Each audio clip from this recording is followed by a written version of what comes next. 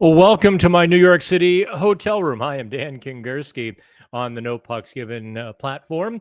Pittsburgh hockey now, blah, blah, blah. We are in New York City for the Penguins season opener on Tuesday. No matter, I don't know when you'll see this Tuesday, Wednesday, Thursday. It'll all be kind of the same because the predictions and the projections aren't going to be swayed by one or two games. So this will have some hang time, hopefully, unless something catastrophic happens, which is just about my luck. I could throw a baseball and hit Madison Square Garden. So you can see the size of my hotel room.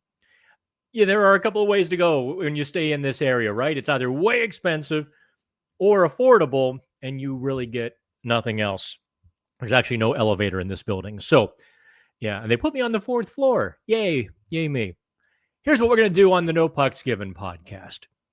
We're going to talk about Penguins projections and predictions, the team as a whole, players individually, and I'm going to get into Dan Muse a little bit at the end.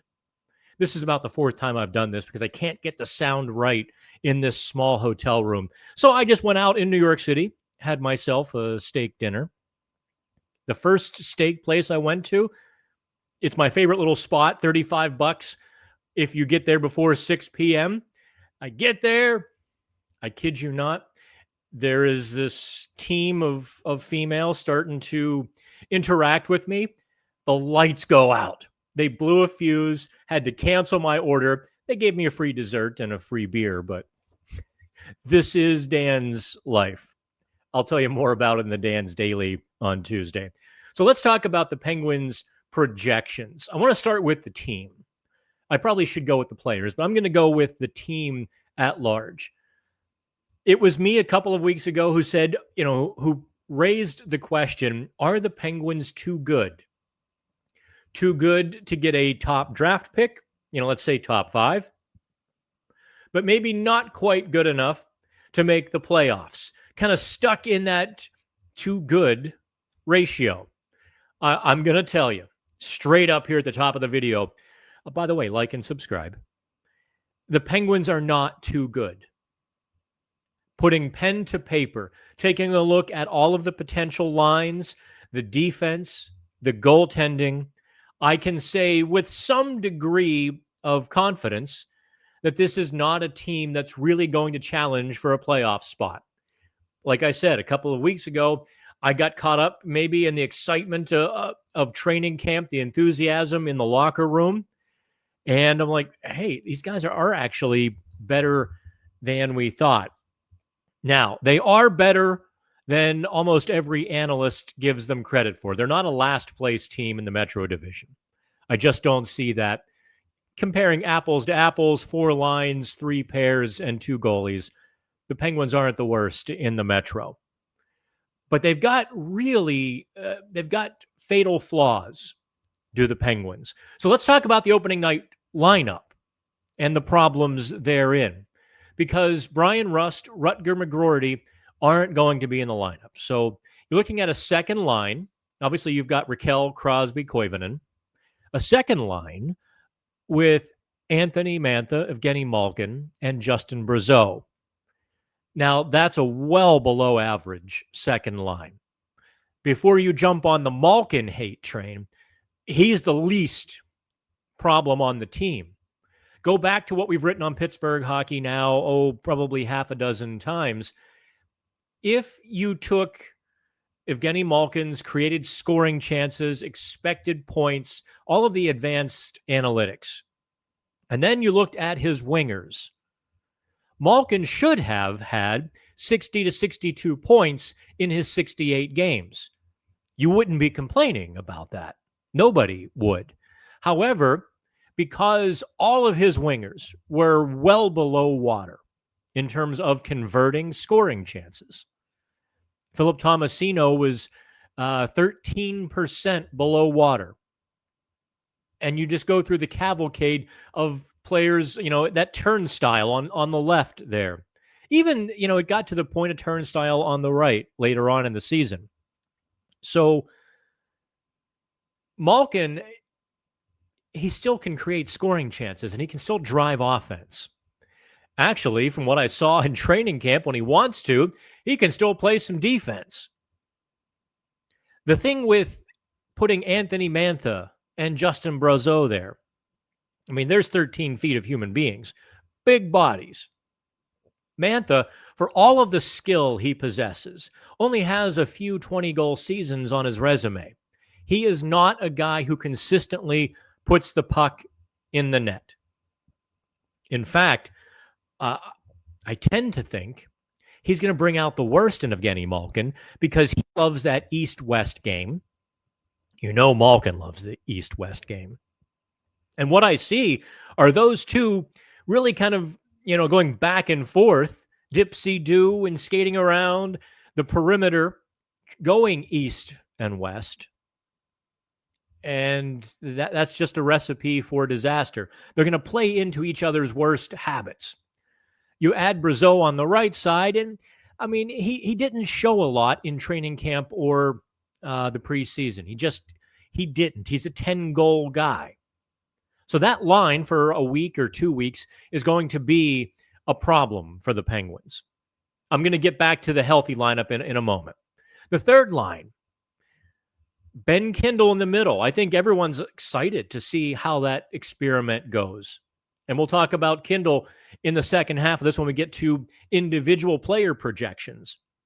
But you've got Tommy Novak and Philip Tomasino riding side saddle. Now, let's be honest. They are softer perimeter players. And Ben Kindle did very well in the preseason playing with Avery Hayes and Ville Koivunen. North-south. Avery Hayes going into the corners, winning those puck battles, getting it to his centerman, getting it to Ville Koivunen, who really is a wonderful playmaker. They worked because of that. They handed it to Detroit's top line. There, I'll fix the camera a little bit. For those of you on the video side, I was probably a little bit cattywampus there. Avery Hayes and Koivunen and Kindle, that line worked. They stuffed the Detroit top line. And then they stuffed the Buffalo Sabres top line. I mean, they really did some wonderful work. But now with Tomasino and Novak, it's kind of a no. I don't see that line working whatsoever. So now your middle six for at least, a week or more is very problematic. Fourth line, fine. Let's get into the defense. It's better than last year. Of course, that's like being the smartest man in prison. It has to be better than last year. Parker Wotherspoon, I have liked more than Matt Grzelcyk, but he's your garden variety left defenseman. I don't expect him to join the rush and add offense or be thundering. He's just going to hold down the fort. I do like Ryan Shea. Ryan Shea is one of those breakout candidates. He'll never be a 50-point guy who wows everybody, but he's so much better than he's given credit for.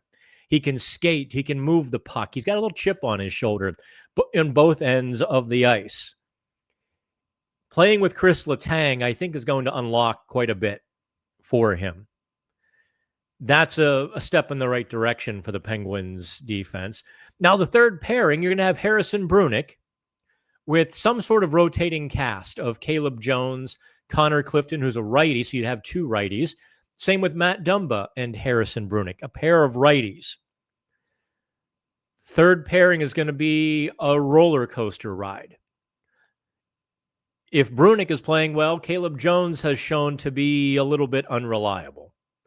Connor Clifton playing his right side really doesn't have a lot of experience with that, or playing the left side doesn't have a lot of experience. It might fall on Matt Dumba, but you still have two right-handers and a rookie, and it doesn't look good. Goaltending, pretty much the same as last year. I know a lot of people are really excited to jump on the Artie party and Archer's Shelovs. In reality, he is akin to Alex Nedeljkovic. And that's not a slam. That's just the reality. Sheloffs has played his best hockey when under pressure, the playoffs and down the stretch. This is the guy last year who got lit like a Christmas tree when the Vancouver Canucks handed him the net early in the season. They sent him down. They bring up Kevin Lankinen, and Sheloffs lost his spot.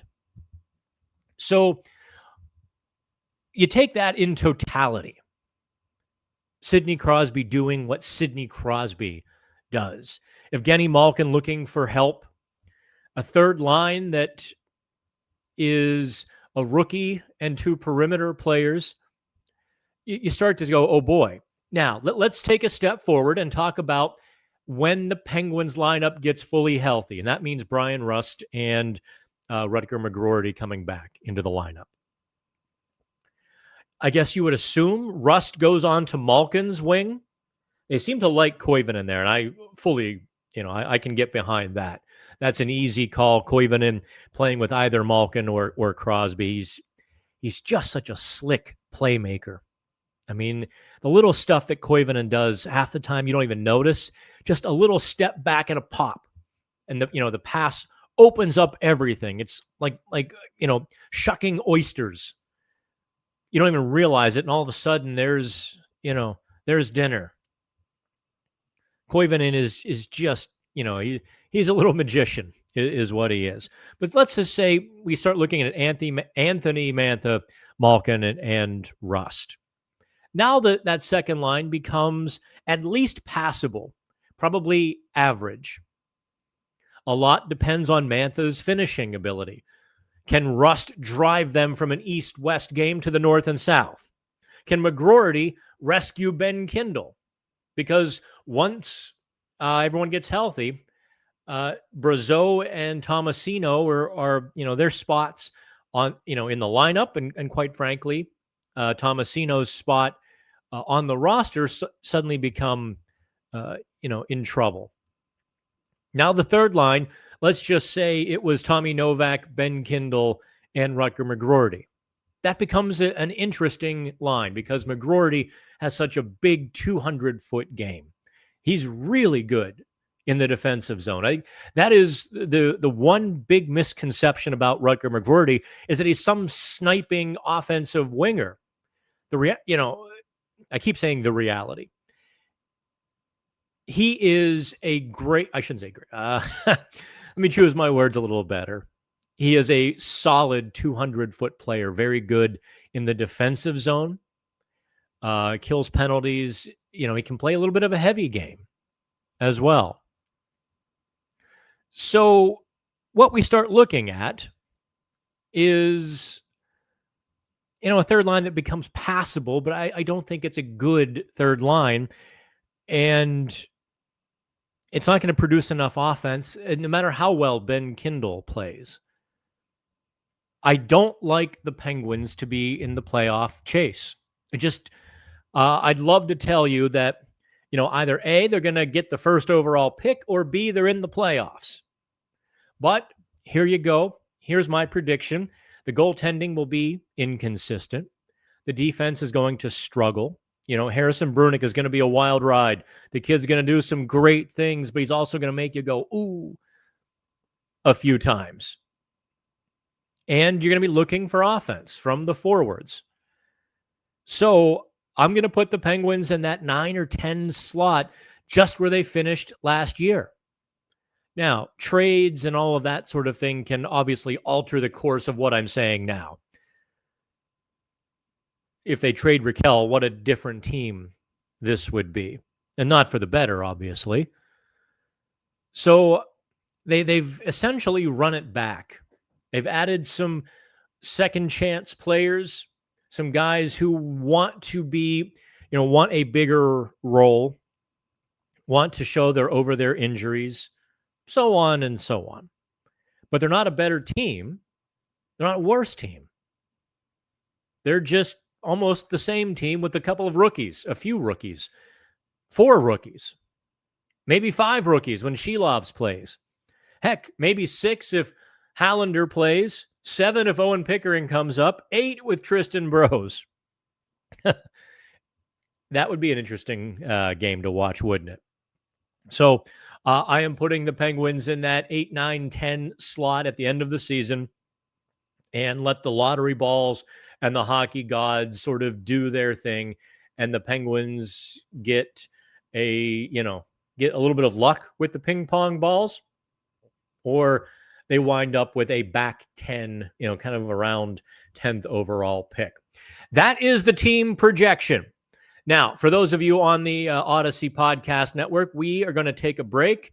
For those of you on the video side, just sit tight for one quick second. We'll be back right after this. Okay. That seemed like no time at all, didn't it? For you video folks, because actually it only was 1 second, maybe 2 seconds.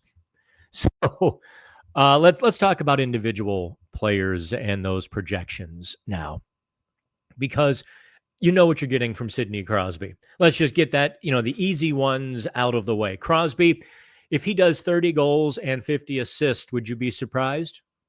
No. A 30-goal, 80-point campaign would be right in line with what Crosby can do with that kind of line with Rakell and Koivunen. I like Rakell quite a bit. I know he's had a little bit of struggles through his career, a couple of down years, which unfortunately for him immediately followed his up years. He's still a 25, 30 goal guy, especially being relied upon for the amount of offense that he will be relied upon. So Rakell, I like for 25, 30 goals, let's call it 60 points. Koivunen will be the interesting one. I really like what he brings to the game. He is such a much better player in the NHL than he was in the AHL. The AHL was scrambly, unpredictable. You drop him in the NHL when he can predict and know what's going to happen, what other players are doing, and rely upon them. He's got that next level anticipation and playmaking. His biggest challenge will be trusting himself enough to shoot it.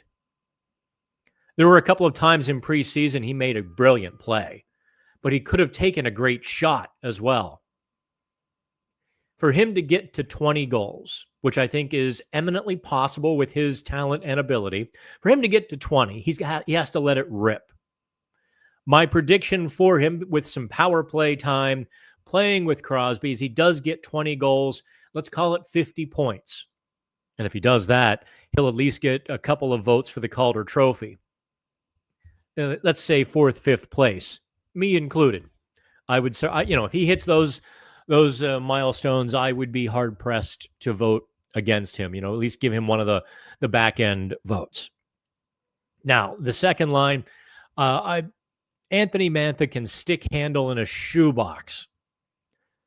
That doesn't mean he's going to be successful. He just hasn't to this point in his NHL career. He's had some nice years, and he's become a trade chip in those years. 15 goals, 40 points for Mantha. I wouldn't expect him to be on the team all season. If he can get up to 13, 14 goals by the Olympic break, he becomes a bit of a trade chip that Kyle Dubas can leverage in to, probably a second round draft pick or so. On the other side of the second line, I like Malkin for 60 points. Come hell, come high water, 55, 60 points for Malkin. Just somebody finish for the big guy. On the right side, Brian Rust is not going to hit 30 goals this year, but not because it was a fluke last year, just because I don't foresee him having the same opportunities that line last year with Rakell, Crosby, and Rust had. He's going to have to play with Malkin and Mantha, or McGroarty and Malkin, and nothing against Rucker McGroarty, but he's going to go through some rookie pains. And I like Brian Rust for 25 goals this season. Over under right there at like 24, 25. Now, the third line is where it gets really difficult to start projecting, because I struggle to know what the former Nashville Predators forwards will do. They have been working on being harder to play against, working on their defensive game, working on getting their nose over the puck, and all those things you have to do to be successful when you're not scoring. I mean, don't forget, after he traded Tommy Novak, Nashville GM Barry Trotz put the boots to him. Really kind of, gave him a kick out the door when he said, sure, you can score against fourth liners, but if you want to play higher in the lineup, you have to play against better competition. Not everyone can do that. Like, wow. Trotz off the top rope on Novak. So that is really all we have to go on. We saw him for a game and a half last year. I can't say that I entirely know what the Penguins are getting. I do know what Nashville thought they were giving up. I guess we'll kind of have to keep it at that. I have no predictions for Novak. I do think Ben Kindle. Maybe I should do a rookies section, but let's talk about Ben Kindle. He stays past 9 games. He plays the entire season. He's a 12-goal, 37-point guy. Nothing wrong with that for a rookie, an 18-year-old rookie learning the ropes, playing on a third-line role. You don't have to play top 6 to flourish or to grow or to mature. That gets mangled in the public sphere. 12 goals, 37 points would be a victory for Ben Kindle. On the right side, I don't know that Tomasino finishes the year with the Penguins. I'm not even going to make any predictions there. I think Rutger McGroarty actually takes that spot in the next couple of weeks. And McGroarty is also a difficult player to predict because he's a playmaker. He's a defensive forward with offensive pop. If he hit the 15-goal, 40-point plateau, big victory for McGroarty. He probably is more 13, 14 goals, 35, 40 points. And that, unless he's playing second line with Malkin, then you expect more than 40 points. You have to produce more than 40 points in a top 6 role. McGroarty's going to be killing penalties, and he's going to be doing a lot of the dirty work that a third liner has to do, and he's pretty good at it. I think you're going to like him as long as you have the proper expectations that he's not a 30-goal sniping winger. Okay, fourth line we can leave alone. Achari, Lizotte, and those guys are endure. They're speedy. They're tenacious. They're not going to provide any offense. Their job is their job, and they know what it is. Let's just cut to the chase in terms of more predictions on the blue line. I have no idea what to tell you about Chris Letang. Either age or injuries certainly made him a different player last season. Erik Karlsson. I'm going to tell you a bit more about Erik Karlsson when I talk about Dan Muse, but he's either going to sink or swim this season, Will Karlsson. Harrison Brunick is the interesting one of the defense because he can do so much. He kind of reminds me of Chris Letang circa 2009. Remember how Letang, when he first came up, would do these things and you'd say, wow, but then he would make these ghastly mistakes. And he had a low point total. His confidence was up and down, and his game was up and down. I see Brunick going through a lot of those learning curves. Now, Brunick can, in fact, go back after 9 games. That's not going to happen. Harrison Brunick is going to stick around for the entire season. I suppose if he did 10 goals and 40 assists, that's a huge victory. You might get a few Calder Trophy votes as well if he hits those plateaus. He might well run the second power play unit.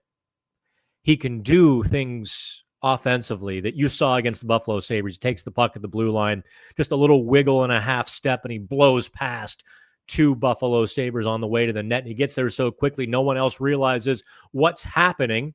So he has the entire goal line to himself, and he puts the quarter in the piggy bank over UPL's shoulder.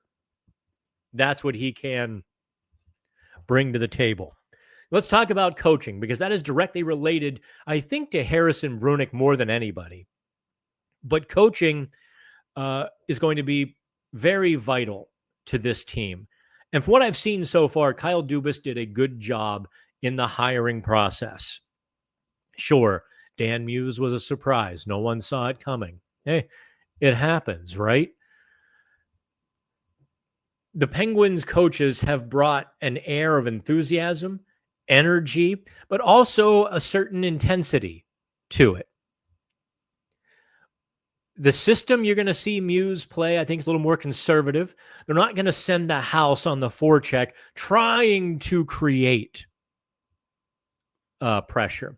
They're going to let it come to them. One forechecker, maybe a second. That's my gut feeling on what I saw in preseason. He might unleash the Hounds in game 1 against the Rangers. I don't know.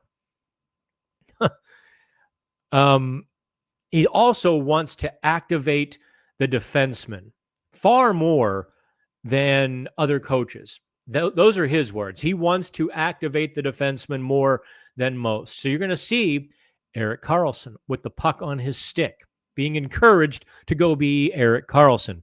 You're going to see that with Letang and Brunick.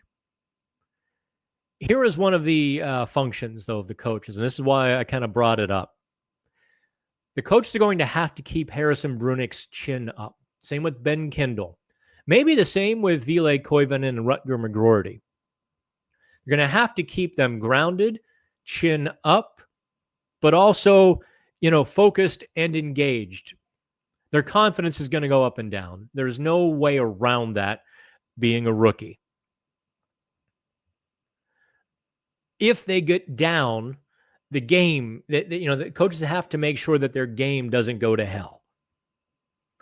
Todd Nelson seems to be very good at that. Mike Stothers, one of his specialties as well. These are people pleasers, or these are people coaches, and that will be their job, is keeping the morale up, keeping the energy up, so that when it all hits the fan, they can rebound and not get bogged down and not have it all just go haywire.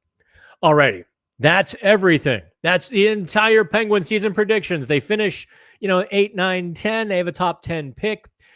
Sidney Crosby, 80 points. Ben Kindle, Harrison Brunick, stick around. They're going to have ups and downs. Koivunen, 20 goals. Rutger McGroarty, a solid two-way game, and somewhere around 40 points. That's everything.